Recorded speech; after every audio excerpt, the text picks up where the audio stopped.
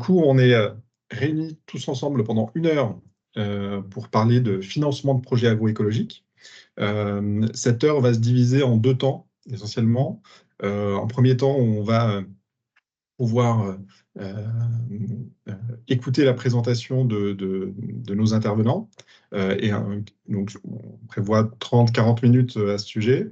Et ensuite, un dernier temps, un temps d'échange de questions-réponses, où vous pourrez lever la main via l'outil Teams et poser vos questions soit en audio et en vidéo, auquel cas j'ouvrirai votre micro, soit via l'intermédiaire de la conversation, donc via le chat qui est disponible pendant tout le long de l'ensemble. Donc n'hésitez pas à poser vos questions, y compris dès maintenant. En revanche, elles seront prises pendant la séance de questions-réponses, après la présentation de nos intervenants, pour maintenir un fil qui soit le moins haché possible. Voilà, donc ce préambule fait, on pose ce chiffre que vous connaissez tous, qui a différentes versions. Est-ce que dans 5-10 ans, il y aura 30% d'exploitation en moins, 50% selon certains? Mais le fait est que la tendance est à la baisse. Sur les 10 dernières années, l'INSEE estime qu'il y a en moyenne 6000 chefs d'exploitation en moins tous les ans. Si on prend d'un côté les départs et de l'autre côté les installations, c'est en gros 20 000 départs pour 14 000 installations, fait 6 000 chefs d'exploitation en moins tous les ans. Et donc, on est heureux que vous soyez dans ce projet d'installation, ou peut-être même déjà en début d'installation ou installé pour certains d'entre vous, parce qu'il y a du boulot et il faut s'y mettre. Nous sommes Fermes d'Avenir. Notre mission, c'est de faire pousser les fermes agroécologiques partout en France, via différents leviers, via le levier de la formation d'abord, c'est-à-dire formation courte, formation longue, compagnonnage, via le conseil aux fermes, conseil aux collectivités, via également la documentation de tout ce qui fonctionne dans l'agroécologie, quels sont les modèles de fermes qui fonctionnent, via notre observatoire et documenté et alimenté via la fleur de l'agroécologie. Et ensuite, via le financement, qui est le cœur de notre discussion aujourd'hui, comment financer efficacement l'agroécologie et fermes en agroécologie. Pour ça, donc, nous avons invité pour cette intervention 4 intervenants experts sur leur sujet. Émilie Legros de la Chambre d'agriculture de Normandie, qui est spécialiste dans les conseillères d'installation, qui ne va pas nous parler de DJA, vous le verrez tout à l'heure. Damien Pulvé, qui est responsable de la filière agricole chez Crédit Agricole Val-de-France, et qui, lui, va nous parler de crédit bancaire. Vaste sujet. Audrey Châtelard, qui, elle, va nous parler de Bluebees, du financement participatif en don avec contrepartie, en prêt à taux zéro, on va le voir. Et enfin, le témoignage de Julien Favry, qui nous fait également l'honneur de sa présence en direct de sa ferme, ce qui explique le manteau et le vent. Merci Julien de ta présence. Et moi-même, donc Guillaume Cagnon, je suis le responsable du pôle financement chez Fermes d'Avenir que je venais de vous décrire. Alors, des solutions de financement, il y en a beaucoup, et en 1 heure, on ne va pas toutes les dérouler. On va se concentrer sur les essentielles et celles qui sont activées sur la majorité des projets d'installation, que sont les subventions, le crédit bancaire, le prêt, et le financement participatif, on va le voir tout à l'heure, qui sont les éléments clés qui nous paraissent les plus pertinents pour aujourd'hui, lorsqu'on s'installe en 2024 en France. Émilie, je vous laisse commencer, du coup, à ne pas parler de DJA, j'ai fait un petit teasing tout à l'heure, sur votre présentation. Bonjour à tous. Effectivement, alors depuis janvier 2023, il y a eu un changement de réglementation. Ce sont les régions de France qui sont désormais maîtres des dispositifs d'aide à l'installation. Et donc, on avait un national unique géré par le ministère de l'Agriculture. Désormais, chaque région a mis en place son dispositif. Certaines ont décidé de poursuivre à l'identique ce qui était la DJA, et ça s'appellera chez eux toujours la même chose. D'autres ont complètement fait évoluer le dispositif. Donc, je vais vous présenter l'exemple de la Normandie, mais il sera important que chacun ait le réflexe d'aller se rapprocher du PAI de son secteur ou du conseil régional local pour savoir quel est le dispositif et quels sont les critères qu'eux ont retenus. Du point de vue national, il n'y a eu qu'un seul cadre donné à tous, de définition jeune agriculteur, nouvel agriculteur. À chaque région de s'en emparer. La Normandie a décidé de bien garder ces deux définitions. Certaines régions ailleurs en France ont considéré qu'ils ne gardaient pour les aides installation que les jeunes agriculteurs. Donc, avec également une souplesse de lecture. Au niveau national, ça peut être jusqu'à la veille des 42 ans, et en département, en région, certains ont décidé de garder la lecture historique, c'est-à-dire jusqu'à la veille des 40 ans, pour un statut jeune agriculteur. Mais au moins, dans les textes nationaux, on a cette souplesse de pouvoir aider l'installation jusqu'à 52 ans. Si on passe à l'exemple concret pour la Normandie, le nouveau dispositif s'appelle Normandie démarrage installation. Et en fonction du secteur d'installation, de la forme, est-ce que c'est une installation à titre principal, à titre secondaire, on est éligible à plus ou moins d'aides. Donc, j'ai moins de 40 ans, de l'expérience ou un diplôme dans le domaine agricole, c'est 25 000 € si je m'installe à titre principal, 12 500 à titre secondaire, avec en plus, dans certaines zones, dites zones défavorisées, mais ça peut être plus ailleurs sur le territoire, en zone de montagne, on a 5 000 € ou 2 500 € de plus. Et les nouveaux installés qui ont soit atteint 42 ans ou pas eu de diplôme ou d'expérience, pour eux, c'est 15 000 ou 7 500. Donc voilà, nous, il y a un cadre, le montant, il est forfaitaire, on ne revient pas dessus au cas par cas, c'est vous entrez dans telles conditions, vous avez droit à tant. Avec des exigences spécifiques. Le point pour vous, faire le point sur votre situation, le contexte local, les exigences de votre conseil régional, il faut aller voir le point accueil installation de votre secteur. Déjà parce que eux, ils vont vous donner les interlocuteurs locaux, les différents dispositifs, qu'est-ce qu'il va s'appliquer, ce à quoi vous pourriez prétendre et qu'est-ce que vous pouvez mettre en œuvre. Un point qui est important à avoir, parce que là, on parle de financement à l'installation. Les aides à l'installation telles qu'elles sont faites aujourd'hui, elles sont versées, peut-être que Julien pourra en parler, une fois que vous prouvez que vous êtes effectivement installé. Donc, il ne faut pas le prévoir comme une trésorerie de démarrage, mais plutôt une trésorerie courante première année.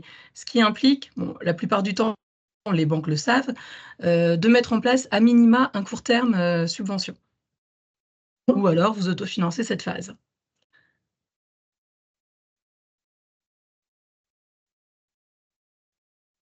Autre point qu'il faut, alors tout le monde ne fait pas le choix de demander les aides d'installation, et ça reste un choix tout à fait personnel.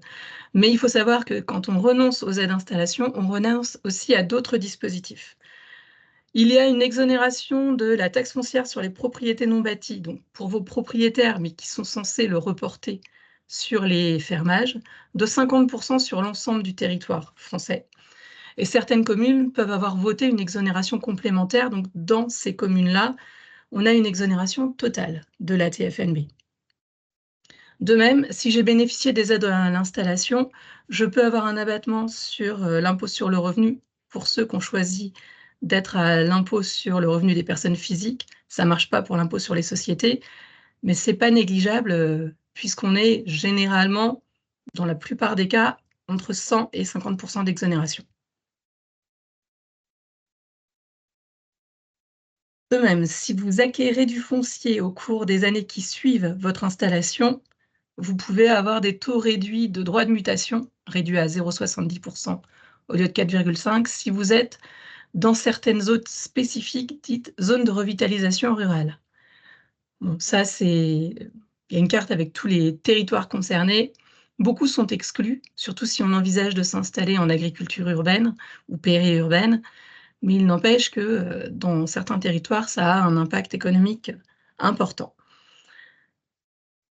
s'installer avec les aides, ça peut aussi vous ouvrir la porte pour d'autres subventions. Je ne sais pas s'il y aura un point, mais il existe dans la plupart des régions des subventions diverses et variées sur les investissements agricoles de manière générale, la production d'énergie renouvelable, plus spécifiquement pour la filière équine.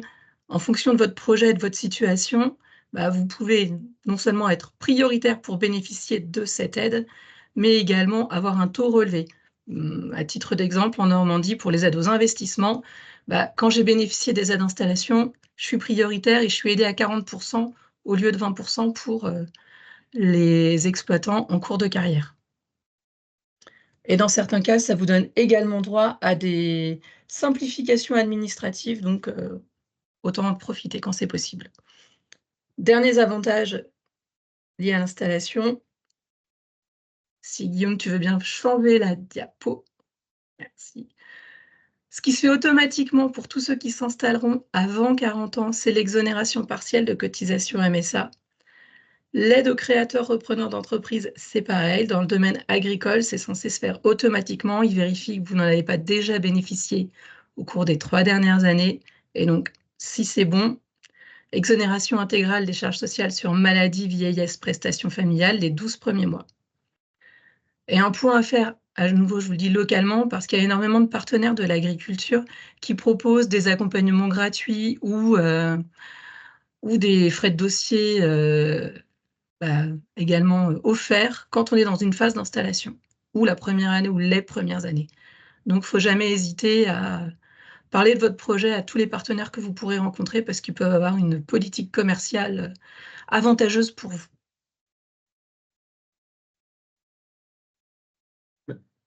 Merci, Émilie. J'ai entre guillemets interdit les questions aux spectateurs, mais j'ai le micro, je me permets d'avoir ce privilège juste avec une question. Quand vous dites donc la DGA qui n'existe plus, elle est reléguée maintenant aux régions, et en revanche, toutes les choses qui sont associées à, c'est-à-dire si on la demande ou si on la demande pas, alors il y a ces exonérations, etc. Ça, c'est une règle nationale ou également Oui. chaque région fait son... Non, c'est une règle nationale, notamment sur les exonérations fiscales. C'est bien piloté par l'État. Et ils ont précisé qu'ils s'appuieraient sur les personnes éligibles aux aides installation en région. Ils ne plafonnent plus à 40 ans comme ça pouvait être le cas par le passé. Ok, ça marche. Merci beaucoup. Merci. Donc, nous allons maintenant passer au crédit bancaire, également vaste sujet. Damien, vous avez la parole. Alors, le micro est fermé, Damien. Normalement, vous devez bien m'entendre. Merci beaucoup, c'est beaucoup mieux. Bon, bonjour à toutes et à tous. Je vais vous présenter les principales choses à regarder au niveau bancaire. Guillaume, si tu peux passer. Alors, avant tout, la chose la plus importante que va regarder un banquier, avant de regarder un projet, c'est échanger avec le porteur de projet pour le découvrir. Qu'est-ce qu'il a pu faire comme étude, quelle expérience il a pu acquérir, comme on l'a vu tout à l'heure. Soit on a un jeune installé, quelqu'un qui peut être assez jeune, soit on peut avoir fait d'autres métiers auparavant et avoir décidé de tenter l'aventure dans l'agriculture. Nous sommes des banquiers, donc bien évidemment que nous allons regarder la situation financière et patrimoniale, qui peut aussi nous aider à un moment donné sur la prise de garantie. Et évoquer avec le porteur ou la porteuse de projet le lien qu'elle peut avoir avec l'agriculture. Ensuite, on va vraiment rentrer dans le vif du sujet sur toute la partie économique. Donc, je vous ai mis un calcul pour estimer un peu la rentabilité sur une exploitation. Donc, en tant que banquier, on va être très sensible à l'EBE. Vous serez sur d'autres catégories professionnelles, on peut regarder le chiffre d'affaires. Sur la partie agricole, on va vraiment regarder l'EBE, qui est le nerf de la guerre pour mesurer la rentabilité. Et de cette rentabilité, si on va sur le point 2, va nous permettre d'estimer la capacité de remboursement et d'endettement possible. Donc, comme vous pouvez le voir, j'ai mis un exemple qui est vraiment lambda. Donc, un EBE prévisionnel de 60 000 € auquel il faut défalquer les prélèvements privés. Donc vous entendrez souvent ce terme dans la bouche d'un banquier. Donc les prélèvements privés, si on comparait un particulier, c'est son salaire, donc c'est ses besoins pour vivre. Ensuite vient toute la partie échéance sur les investissements, donc c'est les échéances de prêt. Moins la marge de sécurité qu'on souhaite garder pour avoir une capacité d'endettement. Et vous avez les frais financiers à court terme. Si vous sollicitez un court terme auprès de la banque, il y aura des frais financiers. Et c'est là qu'on peut arriver à calculer une capacité de remboursement. Guillaume, si tu peux passer au slide d'après. Donc, une fois qu'on a mesuré tout ça, on voit vraiment la faisabilité du projet. Donc, on peut passer à une seconde étape qui va être comment on va articuler notre plan de financement. Donc, notre plan de financement, à gauche, on va voir tous nos besoins. Donc là, pareil, j'ai repris un exemple pour qu'on puisse avoir des chiffres. Et à droite, toutes les ressources dont vous allez bénéficier. Donc, les ressources sont de plusieurs types. Tout d'abord, est-ce qu'il y a un apport? Oui ou non? Ensuite, est-ce que le projet peut permettre d'accéder à des subventions qui vont venir compléter l'apport? Donc là, c'est toute la partie vraiment hors bancaire. Et ensuite, on va pouvoir compléter par un prêt hors bancaire ou, parce que je sais que tout à l'heure, il y aura d'autres éléments, des prêts participatifs. Il y a plein de manières différentes de pouvoir financer un projet. Mais là, auquel cas, il peut y avoir un prêt bancaire. Une fois qu'on a élaboré tout ça, on peut calculer ce qu'on appelle une marge de sécurité. Donc, dans le plan 4, votre plan de financement est-il cohérent avec votre BE prévisionnel? Donc là, on va intégrer le projet et ses financements à travers la rentabilité. Et à la fin, on voit s'il y a une marge de sécurité suffisante. Donc en fait, la marge de sécurité que vous voyez tout en bas sur le point 4, c'est ce qui va déterminer la trésorerie qu'il y aura sur une année N sur un projet. Donc ce point-là est assez important parce que si on a une marge de sécurité négative, soit il y a trois éléments, soit la rentabilité n'est pas assez forte pour faire ce projet, soit ce qu'on souhaite se prélever, donc les prélèvements privés à l'année sont trop élevés, ou soit la dette est trop importante. Donc c'est-à-dire qu'il faut soit retravailler son plan de financement ou prévoir un apport plus important. Comment apprécier et prévoir aussi votre fonds de roulement? C'est un point important parce que là, on a parlé surtout de la partie moyen terme sur un projet, mais la partie court terme est tout aussi importante parce que vous vous lancez dans un projet, vous n'aurez pas de trésorerie au départ puisque vos premières rentrées vont arriver au bout de quelques mois. Il est vraiment important de pouvoir calibrer ses besoins en termes de trésorerie dès le départ pour qu'on puisse vraiment être à l'aise dès le début de son activité et au sein de l'année aussi pour financer le cycle d'exploitation. Guillaume, si tu peux passer là. Alors, je ne sais pas si vous voyez bien la slide. Ce qui est aussi important, dans la banque, on va regarder la faisabilité et on va aussi regarder les risques qui sont pris à la fois par la banque, mais aussi par le client, et qui sera le porteur de projet. Donc, c'est vraiment important d'identifier tous les risques qu'on peut avoir sur une exploitation. Alors, ce n'est pas être trop prévenant, c'est juste pouvoir vraiment les identifier, les mesurer et d'avoir une solution en cas de problématique. Notamment, je peux prendre un exemple sur les risques liés aux aléas climatiques. Qu'est-ce que cela peut engendrer?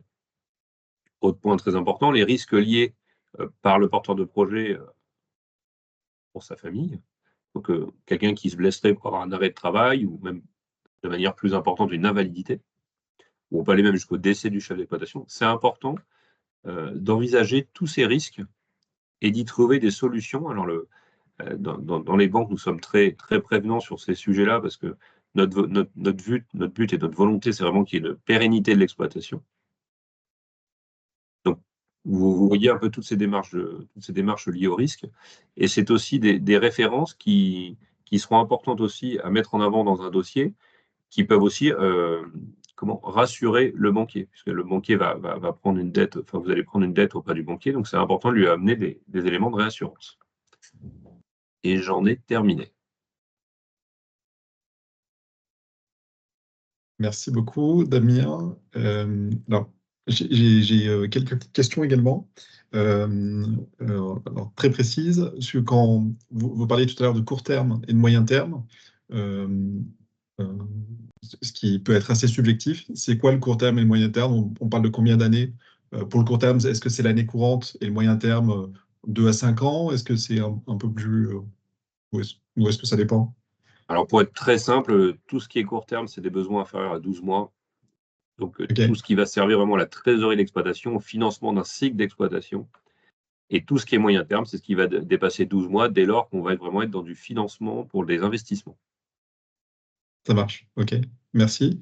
Et est-ce que vous pouvez nous donner un peu une température du contexte actuel? On entend effectivement beaucoup parler de hausse des taux. Est-ce que c'est également compliqué en B2B pour le milieu agricole, ou est-ce qu'en fait c'est assez sorti de ça et que c'est quelque chose qu'on retrouve plutôt dans le milieu du particulier, pas vraiment dans le milieu B2B? Ou quels sont les impacts, s'il y en a? Alors, la hausse des taux est tout aussi valable pour les agriculteurs que pour les particuliers, hein.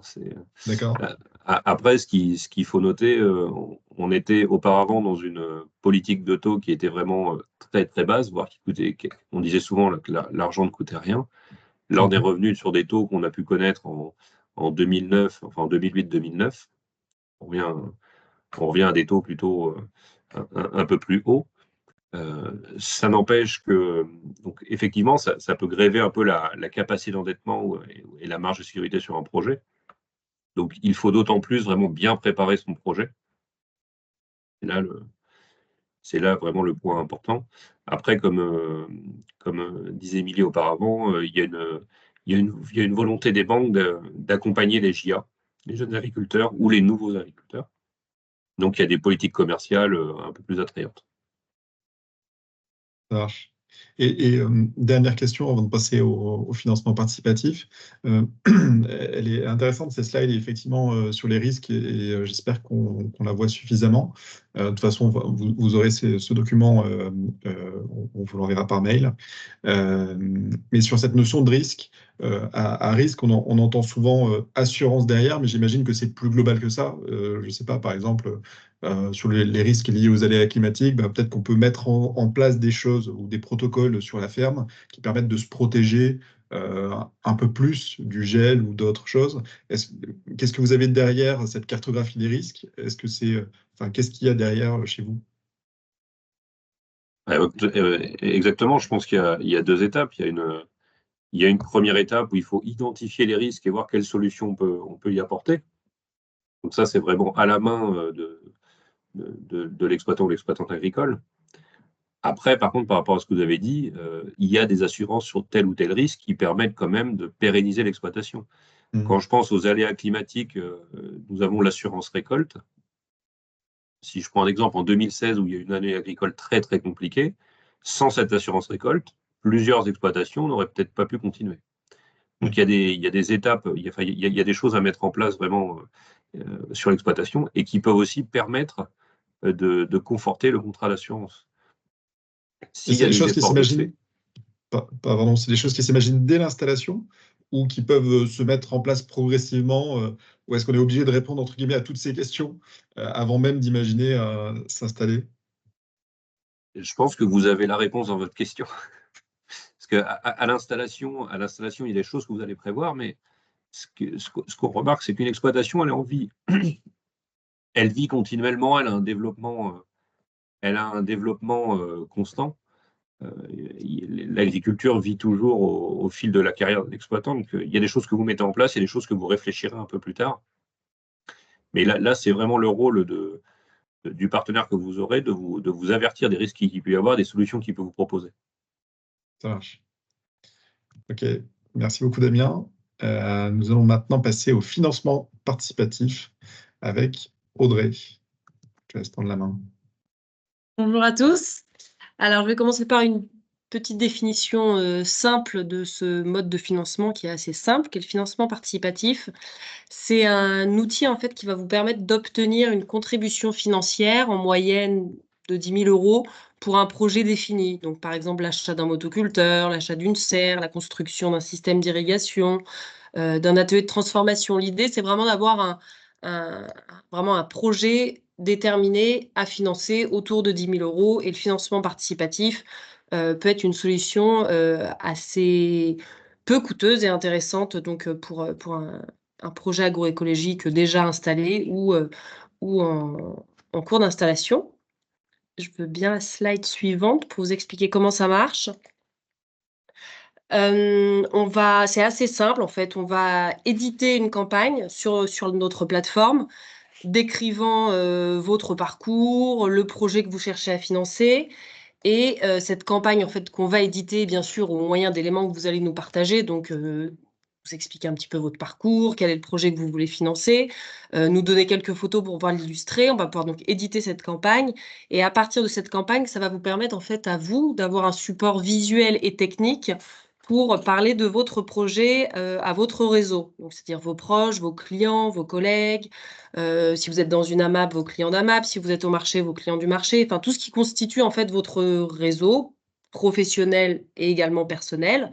Et cette campagne donc qui sera en ligne sur la plateforme donc vous permettra de parler à ce réseau de votre projet, mais aussi de le partager aux utilisateurs de notre plateforme qui est vraiment dédiée à l'agroécologie, donc du coup qui draine vraiment des centaines d'utilisateurs qui tous les mois se baladent en fait un peu sur nos campagnes et y participent selon les projets proposés, dans quelle région vous vous situez. Voilà, ça va vous permettre de fédérer votre réseau, mais également le réseau Bluebees autour de votre projet et donc d'acquérir des dons ou du prêt pour financer votre projet. Depuis cette page de campagne, les personnes donc, qui se rendront dessus auront la possibilité donc, de faire directement un paiement en ligne, soit pour vous donner de l'argent, soit pour vous prêter de l'argent. Je reviendrai juste à la slide suivante pour vous expliquer rapidement se distinguent l'un de l'autre. Par ailleurs, on vous accompagne beaucoup aussi sur la partie communication, parce que c'est vraiment le nerf de la guerre. Une campagne qui fonctionne, c'est une campagne sur laquelle vous allez vraiment communiquer, que vous allez partager à votre réseau, que vous serez fiers de porter auprès de votre réseau. Et nous, en fait, notre rôle, c'est de vous accompagner aussi dans cette démarche de communication qui, pour certains, est évidente, pour d'autres un peu plus compliqué. Et donc notre rôle il est vraiment crucial à ce niveau-là aussi, c'est vraiment de vous aider à débloquer aussi parfois de quelques petits blocages sur votre capacité à communiquer sur votre travail, sur ce que vous produisez, sur vos projets, sur vos difficultés. Et là-dedans, voilà, c'est ce qu'on aime aussi dans le financement participatif, c'est vous aider aussi à parler de vous et à parler de votre projet qui sont vraiment très importants pour pouvoir collecter de l'argent. Slide suivante, du coup, je vais vous donner rapidement les quelques différences entre les deux modes de financement participatif qu'on peut vous proposer sur la plateforme, soit le don qu'on appelle le don avec contrepartie. L'idée est assez simple, la contrepartie, c'est juste en fait un petit cadeau que vous prévoyez de faire à vos donateurs pour les remercier de leur don. Beaucoup de donateurs donneront également sans même sélectionner une contrepartie, mais un certain nombre d'entre eux aiment bien aussi donner, mais recevoir un petit quelque chose en échange. Et c'est ce à quoi c'est le rôle de la contrepartie. Pour les dons, les montants que vous pouvez collecter sont compris entre 5 et 15 000 euros. C'est une fourchette assez large, mais comme je vous le disais précédemment, une collecte de dons comme un prêt d'honneur, on verra ensuite, le montant que vous réussirez à collecter est vraiment très lié à votre capacité à communiquer sur votre campagne. Donc c'est là où c'est intéressant parce qu'il y a vraiment la rémunération à l'effort fourni, c'est-à-dire que plus vous communiquerez, plus vous serez tourner vers votre réseau et plus vous aurez la capacité d'animer ce réseau-là, plus vous collecterez de dons. Cette campagne de dons, donc, qui permet de collecter entre 5 et 15 000 euros, elle est en ligne pendant 30 jours. Donc l'effort de communication sur lequel j'ai déjà beaucoup insisté dure environ 30 jours. C'est la durée de la campagne pendant laquelle vous allez devoir vraiment la partager auprès de votre réseau. Le prêt d'honneur, je dirais que la principale différence avec le don, c'est notamment le montant. Je veux bien Ah, pardon, elle est passée, pardon. C'est le montant que vous pouvez espérer collecter qui est plus élevé, compris entre 15 et 25 000 euros. La campagne est en ligne plus longtemps, au regard notamment des montants que vous cherchez à collecter à travers le prêt. Elle est en ligne pendant 60 jours environ et ce prêt est remboursable sur 5 ans et il est, étant un prêt d'honneur, à taux zéro. Donc l'idée aussi de ce prêt d'honneur, c'est que parfois ça peut vous aider à constituer en fait un petit capital de départ pour ensuite aller faire un prêt bancaire par exemple. Donc, ce qui le distingue du don, c'est évidemment donc, le montant que vous pouvez espérer collecter, le fait évidemment qu'il faut le rembourser contrairement au don, et également, ça permet aussi de s'adapter à certains d'entre vous qui parfois, vous êtes plus à l'aise pour aller solliciter du prêt que du don. Vous êtes ou votre réseau est plus apte à prêter plutôt qu'à donner. Donc c'est aussi voilà, c'est une solution qu'on propose pour voilà, s'adapter un peu à tous les cas de figure et notamment à ce que les porteurs de projets qu'on accompagne souhaitent. Le plus simple pour comprendre ce qu'est le financement participatif, je pense que c'est d'aller directement sur notre site, d'aller directement regarder, se promener en fait sur les campagnes qui sont en ligne. Ça permet vraiment de se projeter de la manière la plus évidente possible. J'ai donné rapidement 3 exemples dans les slides. Vous pourrez, je pense, cliquer dessus, ce qui vous amènera directement sur les campagnes quand on vous enverra donc ces slides après le webinaire. La première campagne dont je parle, donc, c'est pour installer un poulailler à la ferme au jardin de Manoli. Donc là, ils sont en ligne actuellement. Ils ont déjà collecté 3 281 € sur le premier palier à 4 000 €, qui leur permettra en fait de réaliser un enclos et sécurisé pour les poules qu'ils vont bientôt accueillir. Ils ont un deuxième palier à 6 000 € qui leur permettra également de construire une petite cabane pour accueillir les poules qui vont bientôt arriver. Et le dernier palier, donc à 7 500 € qui permettra également d'acheter tout le matériel nécessaire au confort des poules, abreuvoir, mangeoire, perchoir.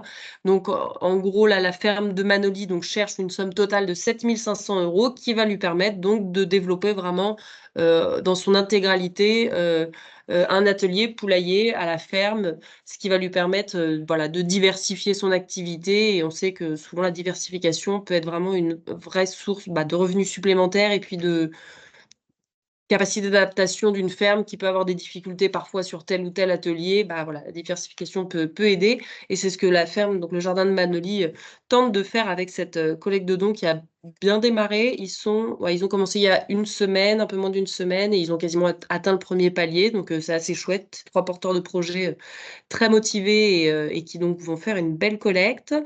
La deuxième campagne que j'ai mis en exemple, c'est pour acheter un conteneur de stockage d'eau, enfin un conteneur de stockage, pardon, de matériel et des produits, et également une citerne pour le stockage d'eau et de la plantation de haies. Alors là, celle-ci, ils ont même ils ont dépassé carrément le montant qu'ils cherchaient à collecter.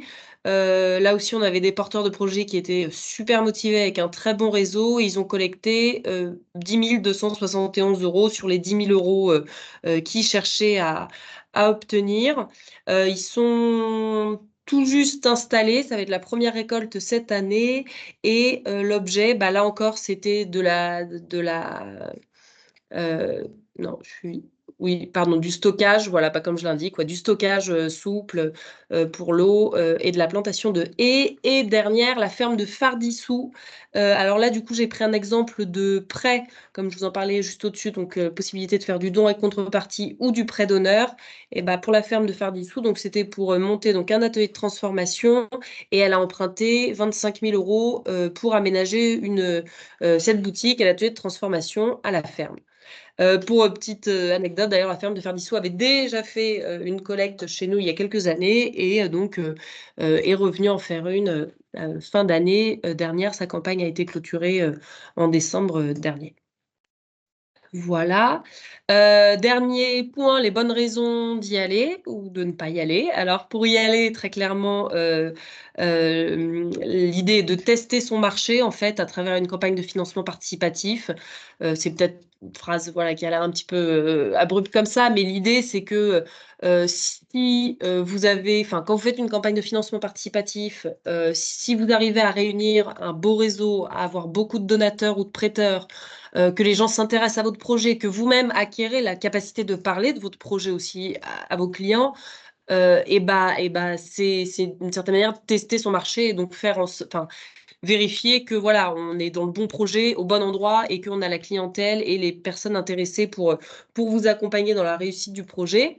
Évidemment que donc ces dons ou ce prêt que vous aurez collecté, bah, ça vous permet de constituer déjà une trésorerie, d'augmenter potentiellement votre apport dans le cadre notamment d'un prêt bancaire, et ça vous rassure et puis ça vous entraîne à déjà fédérer un réseau autour de votre activité, ou de commencer à le faire, même si vous êtes installé depuis 10 ans, bah, ça peut être l'occasion justement, le financement participatif va vraiment vous donner un moteur, un coup d'accélérateur sur cette partie communication qui est pas forcément celle qui est évidemment mise en avant dans le cadre d'un projet d'installation agricole, alors même qu'en fait vous êtes réellement des entrepreneurs et que c'est un aspect également très important du métier. Les bonnes raisons pour ne pas y aller maintenant. La slide suivante. Suspense. Potentiellement, ce qui pourrait vous dissuader d'y aller ou nous inciter à vous dire non, c'est pas le bon moment, pas une bonne idée, enfin voilà, ce serait le manque de réseau, le fait que vous ne soyez pas commerçant, donc que vous n'ayez pas de vente directe, que vous n'ayez pas de clientèle, que vous vendiez par exemple que à un seul grossiste. Ça peut être des freins, le fait que vous ne soyez absolument pas sur Internet, pas de site Internet, pas de réseaux sociaux, ou que vous n'ayez pas le temps. Alors tout ça, évidemment, ce sont des freins et même des raisons qui nous pousseront à vous dire que c'est pas le bon moment. Mais d'une certaine manière, c'est pas des bonnes raisons pour ne pas y aller, parce qu'en fait, c'est surtout l'idée, c'est qu'il va falloir justement surpasser ces problèmes-là. C'est-à-dire que vous n'ayez pas assez de réseau, ce sera un problème pour le financement participatif, mais ce sera aussi un problème pour votre activité, dans le sens où une ferme agroécologique, pour qu'elle fonctionne, il faut qu'elle soit intégrée dans son territoire, faut qu'elle ait de la clientèle, et puis on sait aussi que même d'un point de vue psychologique, le travail à ferme, il est pas toujours évident. Il peut y avoir des gros aléas, et pour s'en sortir voilà, de la manière la plus facile, il faut être entouré. Et c'est en ça que voilà, c'est des points auxquels il faut réfléchir, hormis même le cadre du financement participatif, sont des points qui sont très importants, auxquels il faut que vous réfléchissiez aussi dans le cadre de votre installation ou dans la vie de votre ferme. Je crois que c'est mon dernier point. Merci Audrey. Il est Avec déjà plaisir. 13h11. On passe la main tout de suite à Julien pour la ferme des Gogottes. Euh, euh, et on prendra les questions juste après. Donc Julien, qui êtes-vous, d'où venez-vous et qu'est-ce que vous faites à la ferme des Gogottes et après cette installation, je crois que vous êtes installé depuis 1 an. Quels sont les leviers que vous avez activés Merci. Donc moi, je suis Julien Favry, donc je suis un néo-paysan dans le sens où j'ai entamé ma reconversion il y a plus de 2 ans. Pendant le confinement, alors ça fait un peu cliché, mais j'ai eu envie de changer de vie. J'étais consultant en informatique avant et en fait, j'ai eu un gros ras-le-bol de cette vie, et ce qui était déterminant pour moi, c'était avoir envie de travailler dehors. Et j'ai pu me mettre au chômage pour une période de 2 ans, et j'ai tout de suite enchaîné sur une formation, un BPREA, dès le début de mon chômage. Donc j'ai fait un BPREA en maraîchage biologique à Abri-Contrebert, et durant cette formation de 9 mois, j'ai eu l'opportunité de m'installer sur un terrain juste à côté de mon village, à Samois-sur-Seine, pour m'installer au sein d'un verger déjà existant et faire un verger maraîcher. Voilà, donc je suis sur une parcelle de 3 hectares qui appartient à la mairie de Samois-sur-Seine. Donc je n'ai pas acquis du foncier, donc je suis en location. J'ai un bail agricole que je partage avec l'arboriculteur qui s'appelle Stéphane de la Portas. Et, durant cette année de BPA, j'ai travaillé dur pendant un an et demi sur mon projet pour réunir toutes les données et étudier la viabilité du projet. Voilà. Donc j'ai énormément écrit sur le projet, j'ai fait des tableaux Excel, et puis ça devenait de plus en plus concret, puisqu'en fait il y avait toutes les étapes administratives, les permis de construire, les autorisations d'exploiter, tout ça. Donc c'est un vrai marathon voilà, une installation, ça prend bien plus de 2 ans. Voilà, et aujourd'hui, depuis juin, juin de l'année dernière. Je suis en train de faire des travaux sur la ferme et en train de faire les premiers semis là, pour vendre les légumes dès avril. Voilà. Et pour financer cette ferme, je me suis pris de différentes façons. Enfin, j'ai différents leviers. Donc j'ai un apport personnel, bien sûr. Et j'ai pu bénéficier du dispositif Bluebees. Donc j'ai réussi à lever 12 000 euros. Avec ça, il y avait un dispositif avec la ville de Paris qui doublait la cagnotte jusqu'à 10 000 euros. Donc j'ai eu, avec un engagement de nourrir Paris. Voilà. Donc j'ai eu 10 000 euros en plus grâce à la ville de Paris. Et à côté de ça, j'ai travaillé sur tout ce qui était les investissements, donc avec les aides PCAE, donc les aides européennes. Et grâce à tout ça, je pense que j'ai réussi à financer ma ferme environ à 50%. Donc les aides PCAE, alors je ne sais pas si le dispositif a changé récemment encore. Et voilà. J'ai eu 40 ans il y a le 8 mars de cette année-là. Donc j'ai pu bénéficier du dispositif DGA aussi, et qui a fait aussi un sacré apport pour lancer la ferme. Donc que dire d'autre, je ne sais pas. Le crédit bancaire, est-ce que vous avez dû faire appel au crédit bancaire? Oui, donc j'ai pu, donc j'ai étudié différentes banques. Je suis parti avec le Crédit Mutuel.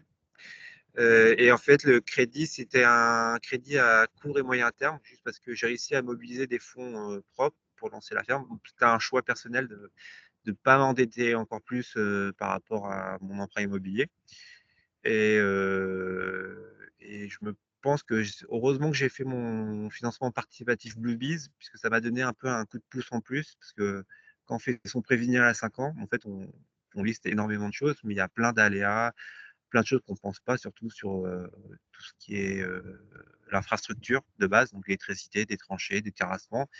Et en fait, tout prend beaucoup plus de temps que prévu et aussi ça coûte plus cher. Voilà.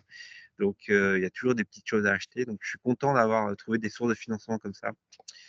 Après, il y a aussi des choses auxquelles on pense pas. Par exemple, la MSA permet de financer du matériel 50% jusqu'à 6 000 euros. Donc, en fait, j'ai réussi à financer du matériel agricole jusqu'à 3 000 euros. Et puis, il y a des aides auxquelles j'ai pas eu le droit, comme là, en ce moment, il y a un appel à projet pour l'agriculture urbaine et aussi pour financer son réseau d'irrigation. Et d'ailleurs, j'ai aussi bénéficié des aides France Agrimaire l'année dernière pour faire financer 50% de mon réseau d'irrigation, que ce soit les tuyaux, que ce soit les asperceurs et l'automatisation. Alors qu'il y a énormément d'interlocuteurs, il y a énormément de dispositifs et on est un peu perdu dans tout ça. Moi, ce que je vous conseille, c'est vraiment de tracer énormément tout ce que vous voyez passer. Écrivez un énorme document Word ou Google Doc et écrivez, parce que sinon vous allez avoir une énorme charge mentale. Moi, j'ai abordé mon projet de ferme comme une gestion de projet. Avant, j'étais chef de projet et en fait, je considère que ce que je suis en train de faire, c'est le plus gros projet que j'ai jamais fait. Donc je m'aide d'outils informatiques aussi pour suivre tout ça. Et merci Julien pour ce premier retour. Émilie parlait tout à l'heure de points d'accueil et installation. Est-ce qu'il y a la même chose? Est-ce que c'est des choses qui sont nationales? Est-ce que vous avez pu faire appel à ce type d'éléments centralisés où vous êtes allé voir la MSA pour savoir s'ils n'avaient pas quelque chose à vous proposer, puis après, chacun des acteurs? Oui, alors il y a beaucoup d'acteurs. Moi, j'ai commencé à me sensibiliser à tout ce qui était le parcours du jeune agriculteur avec Abiosol. Ça m'a beaucoup aidé. Et puis pour voir un peu toutes les étapes nécessaires pour s'installer, puis les formations aussi pour y arriver. Je suis passé par la Chambre d'agriculture aussi pour aussi avoir un autre niveau d'information. Donc à la fin, ouais, on a un énorme, un beau carnet de contacts. Voilà. Ça marche. Et après, moi, personnellement, ce que je fais aussi, c'est que je me mets des alertes sur Internet, donc avec Google Alert, pour que dès qu'il y a des nouvelles subventions qui tombent, sur les sujets comme France Agrimaire, les PCAE, les DGA, en fait, je reçois dans ma boîte mail directement une alerte pour dire qu'il y a une nouvelle aide. Parce que des fois, on peut passer à côté de certains dispositifs et c'est quand même dommage. Ouais, super, merci pour l'astuce. Et vous disiez tout à l'heure que le financement participatif avait été un levier important parce qu'il y avait plein de petites choses qui, mises bout à bout, font des grosses lignes. Vous pouvez nous parler un peu plus de cette expérience de financement participatif? Audrey parlait notamment de l'aspect communication qui était central. Vous, je crois que ça a été un élément qui a été rondement mené dans votre campagne. Vous pouvez nous en parler un peu? Oui, Un peu de l'avant, pendant et après, peut-être? oui, bien sûr. Bah, moi, ma préparation pendant 1 an, où j'ai créé un dossier de ferme, voilà, j'ai écrit plus de 170 pages sur mon projet, donc ça m'a permis d'un peu d'avoir tout le, toute l'histoire de la ferme. Bah, j'ai pu le réutiliser après dans cette campagne Bluebees. Et ce que j'ai bien aimé avec Bluebees, c'est on m'a fourni 2 kits de communication pour monter sa page de Bluebees et aussi comment étaler tous ces messages de communication, je sais pas, 1 mois avant, 2 semaines avant, 3 jours avant et pendant la campagne. Et ça permet d'avoir des bons réflexes pour savoir quels sont les messages à communiquer, comment créer une communauté avec ses proches, mais aussi locale. Voilà, et ça permet d'avoir un vrai suivi en fait là-dessus. Et surtout, moi, ce qui est important, je pense, c'est qu'il faut s'amuser dans cette campagne et il faut utiliser tous les leviers possibles, hein, les newsletters. J'ai créé un compte Instagram. Je suis allé distribuer des flyers dans les boulangeries du coin. Voilà, et surtout, faut pas arrêter de parler de son projet à tout le monde, parce qu'en fait, après, on crée des ambassadeurs qui vont parler de projets. Et puis moi, par la suite, bah, l'entraide, elle a continué, puisqu'en fait, j'ai énormément de gens qui viennent m'aider sur la ferme pour bah, monter des serres, construire ma base de vie. Et en fait, j'ai vraiment créé une communauté aussi grâce à ça. C'est ce que je trouve intéressant. Merci pour ce témoignage dans ce que disait Audrey tout à l'heure sur au-delà de l'aspect financier, c'était une opportunité de parler de son projet et aussi de s'installer sur son territoire et de s'ancrer vraiment auprès des commerçants, des boulangers du coin. Je trouvais ça intéressant dans le témoignage d'Audrey tout à l'heure aussi. Ça prépare bien le terrain pour la ferme, puisqu'en fait, on crée une attente. Moi, ça fait à peu près 6 mois que j'ai fait mon financement participatif. En fait, il y a déjà la moitié des villages du coin qui ont entendu parler de mon projet. Donc, il y a une attente et quand je vais commencer à vendre, bah, ça va démarrer plus fort que si c'était du jour au lendemain sans communication. Ouais, je comprends. Ça marche. Et ce qui est intéressant dans l'après aussi, c'est vous disiez, c'est-à-dire qu'il y a des personnes qui vous aident dans la ferme, c'est-à-dire c'est quoi, des chantiers participatifs ou des gens qui ont entendu parler de vous et qui vous donnent un coup de main un week-end pour... Exactement, ouais. Donc, j'ai des gens qui ont entendu parler du projet. Donc, j'ai vraiment une newsletter que j'ai créée, j'envoie régulièrement, ou via les réseaux sociaux. Et donc, il y a des gens des retraités, des voisins du village, qui se retrouvent ici et soit spontanément, ils passent boire le café et puis, je sais pas, ils m'arrosent un bloc de culture pour me dépanner, ou ils viennent sur plusieurs jours pour m'aider à construire des bâtiments ou vraiment juste assembler les outils que je viens de recevoir. Voilà. Donc, c'est assez formidable. En fait, ça a vraiment créé du lien, cette campagne. Et ce que disait Audrey là, c'est que pour lancer une ferme, c'est énormément de boulot et ce qui est bien, c'est vraiment de bien s'entourer, en fait. Voilà. Et en fait, j'ai été surpris moi par la générosité des gens et l'intérêt des gens pour ces sujets agroécologiques, et je suis vraiment surpris d'avoir pu mobiliser autant de gens. Et voilà. Donc en fait, ça donne beaucoup d'espoir, par rapport à ce qu'on entend en ce moment où les gens se replient sur eux-mêmes. Bah, finalement, en fait, il y a quand même beaucoup de générosité et les gens ont envie de participer à ces projets-là, soit financièrement, mais aussi physiquement en venant voir ces paysans, quoi. Ça marche, super. Merci beaucoup pour ce témoignage. Il est déjà 13h23, on a un peu dérapé, j'en suis désolé, mais c'était intéressant. Je vous propose qu'on passe aux questions-réponses. Donc pour ça, 2 façons de procéder. Soit vous pouvez lever la main littéralement avec la petite fonction lever la main, auquel cas je vous ouvrirai votre micro et votre caméra.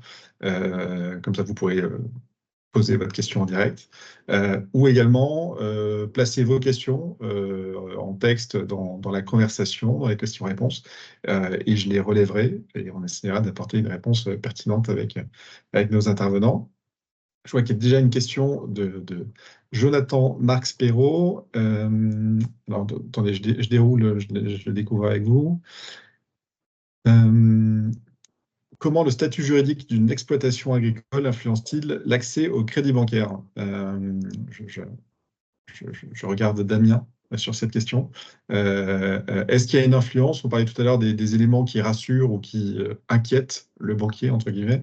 Est-ce que le statut juridique est quelque chose de... C'est évidemment quelque chose d'important, mais est-ce que c'est quelque chose d'important pour le banquier ou pas? Non, ça peut avoir son importance sur tel ou tel type de montage, mais tout dépend du projet. C'est impossible de répondre à cette question sans avoir tout le contexte du projet. Ouais, y a pas, en fait, ce que vous dites, c'est qu'il n'y a pas de bon ou de mauvais cadre juridique. Il faut qu'il soit adapté projet. à l'histoire du projet, quoi. Ça marche. Et aux porteurs de projet. Ça marche. Merci. Merci, Émilie, pour la précision sur l'URL qui n'existe plus. Décidément, il y a beaucoup de choses qui changent ces derniers temps. Et une autre question de Jonathan sur le prêt d'honneur. Que se passe-t-il en cas de difficulté de remboursement? C'est une question c'est comme n'importe quel crédit, un crédit l'engage et doit être remboursé. Et donc, il faudra que ce crédit soit remboursé, a fortiori, comme c'est un prêt d'honneur et qu'il est souscrit auprès majoritairement de votre réseau, vous ferez, il faudra faire en sorte de le rembourser, quoi. Après, les aléas arrivent, évidemment, mais en tout cas, donc c'est pas un remboursement à la carte, quoi. Béatrice, alors, la suite de votre question, Béatrice, je pense qui a été oubliée. Ah, elle arrive. Quels sont les frais d'une campagne Bluebees? C'est des frais qui sont assez... Oui, Audrey, tu prends la réponse? Non, vas-y, je t'en prie. Alors, sur les dons, ils sont de 8% hors taxe du montant total collecté, ce qui signifie, par exemple, si vous collectez 10 000 €, les frais de gestion seront de 8% hors taxe. Et sur les prêts, donc les prêts d'honneur, ils sont de 6% hors taxe du montant total collecté.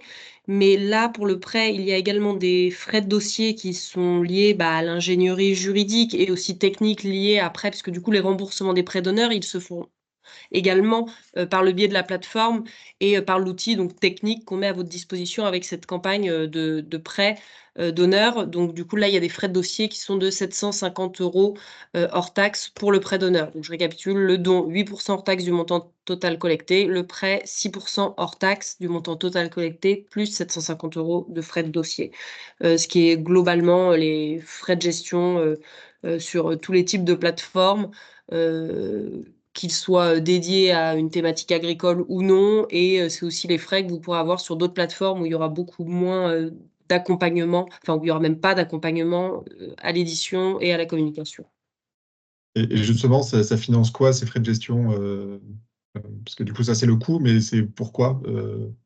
Alors pour financer la plateforme, donc le site internet, les frais alors de tout le monde entre guillemets évidemment de l'internet, on peut avoir un petit peu tendance à penser que sont des choses en open source ou gratuit, et non, c'est absolument pas le cas. Toutes les plateformes de financement participatif ont un coût, notamment le coût des développeurs pour développer les plateformes, pour les maintenir en ligne, les noms de domaine, les salaires de ceux qui y travaillent.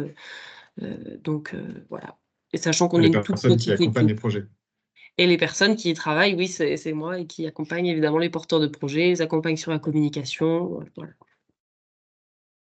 Merci. Alors, je vois Jeff qui a levé la main. J'arrive, Jeff.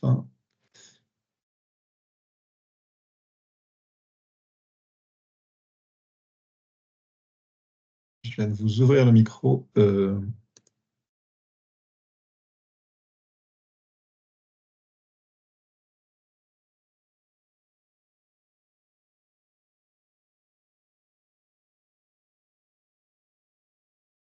Est-ce que c'est bon?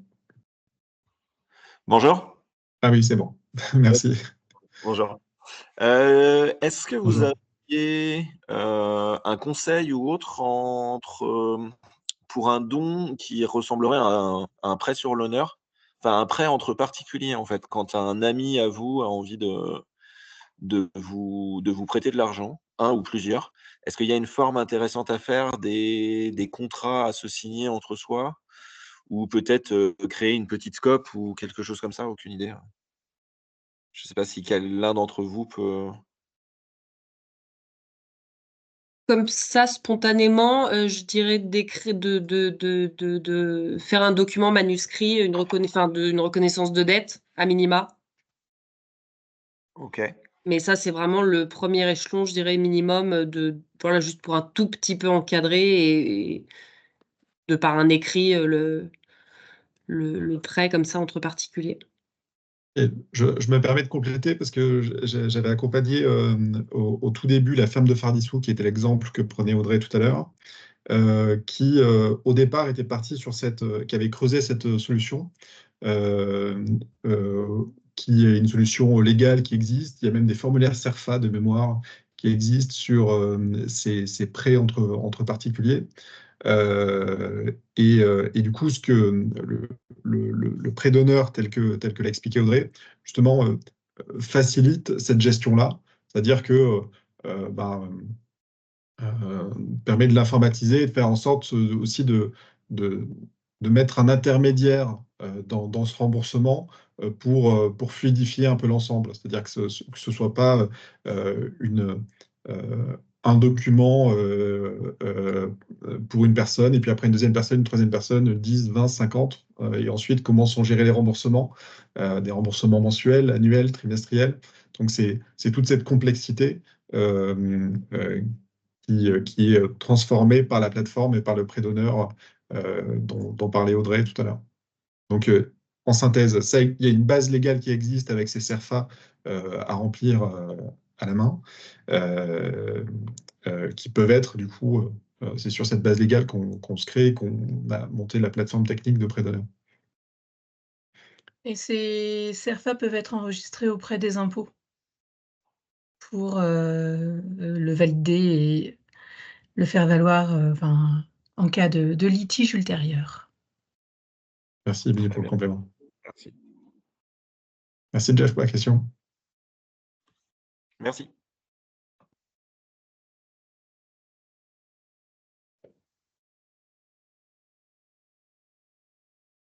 Alors, est-ce qu'il y a d'autres questions? Ah, merci, Catherine, pour le lien prêt entre particuliers.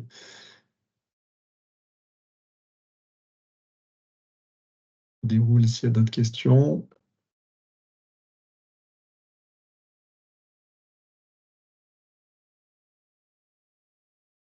Oui, il y a Victor qui pose une question. Désolé, je n'étais pas sur le bon écran. Victor qui demande, pourriez-vous donner les ordres de grandeur d'un prêt bancaire pour un projet de maraîchage bio agroécologique, minimum et maximum prêté en moyenne sur ce type de projet?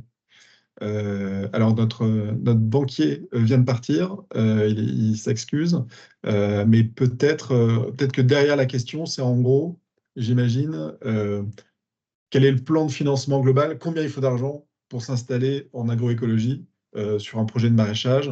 Et c'est difficile d'en faire des moyennes, j'imagine, euh, mais, euh, mais en moyenne, il faut monter.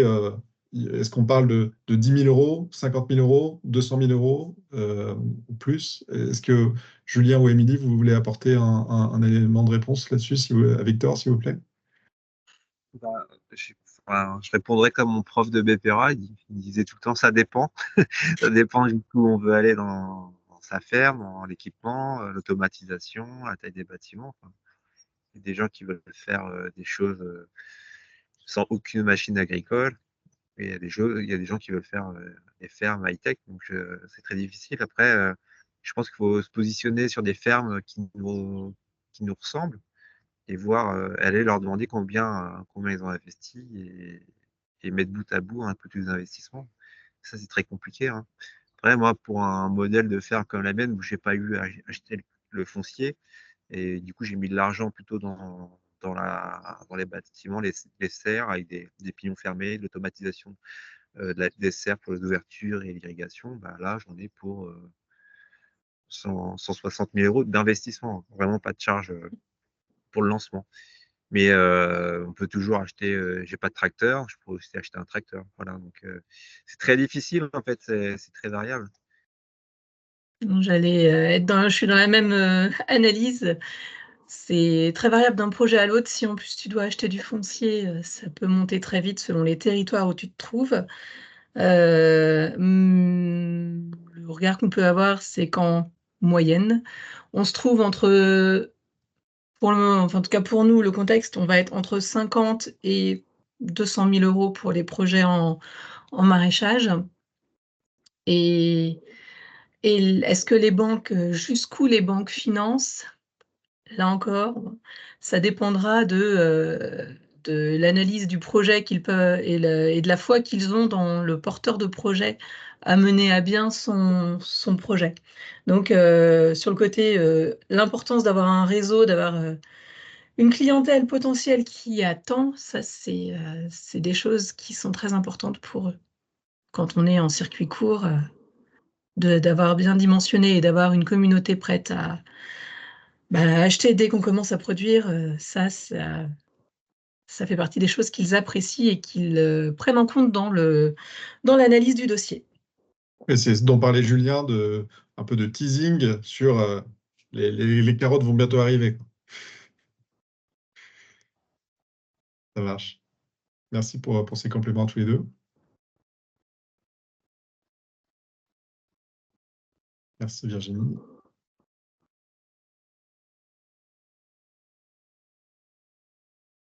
Il est 13h36, peut-être qu'on peut prendre une dernière question.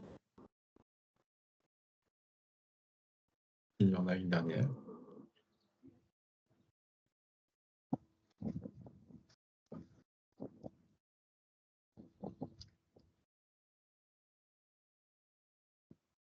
Écoutez, pas de dernière question. Il est 13h36, on va pouvoir clôturer ce webinaire. Je voudrais vous remercier toutes et tous d'abord de votre présence à ce webinaire et de vos questions. Tous ces documents vont pouvoir vous être transmis par email avec un petit questionnaire de satisfaction que vous pourrez remplir.